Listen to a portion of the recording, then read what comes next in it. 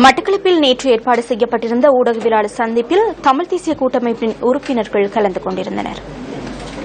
கூடுதலான வேட்பாளர் டிக்கெட் பெறுவதற்காக அவர்கள் மனு பண்ணியிருந்தார்கள். ஏறக்குறைய 25 பேர் மனு பண்ணியிருந்தார்கள்.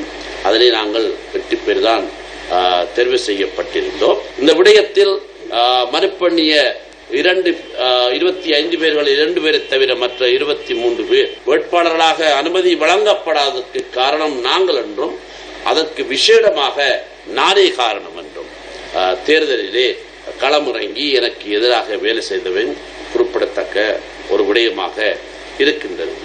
பழையவர்கள் புதியவர்கள் என்ற ஒரு மோகம் ஒன்று இந்த தேர்தலிலே மிகவும் உச்சக்கட்ட எல்லையை அடைந்திருந்தது.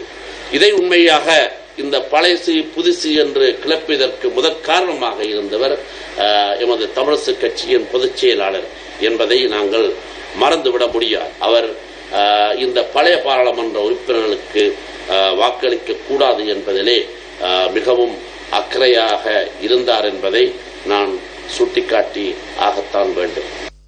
மட்டக்களப்பு மாவட்டத்தில் தான் கூடுதலான வேட்பாளர்கள் போட்டியிடுவதற்கான ஒரு மனுவை கொடுத்திருந்தார்கள். அந்த மனு கொடுத்தவர்களிடம் செயலாளர் கொடுத்த பதில் என்னவென்றால், பழைய பாராளுமன்ற உறுப்பினர்கள் கேட்காமல் விட்டால் உங்களுக்கு அந்த நியமனத்தை தரலாம் என்கின்ற ஒரு விடயம் கரைத்ததன் காரணமாக அது ஒரு பூதாகரமாக சென்று தாக்கத்தை விளைவித்திருந்தது என்பதை இந்த தேர்தலில் நாங்கள் காணக்கூடியதாக இருந்தது. அரசியலை ஒரு சினிமா படம் மாதிரியான ஒரு சித்தரித்திருக்கின்றார்கள். புதிய நடிகர்களை வைத்து புதிய படத்தை தயாரிக்கின்ற போது கூடிய வசூலை சம்பாதிக்கின்ற ஒரு பாணியாக இந்த அரசியல் நிலைமையை பார்த்திருக்கின்றார்கள். 3 பேரையும் வெற்றியை ஈட்ட முடியாது என்றதில் கூடிய அக்கறை செலுத்தப்பட்டது.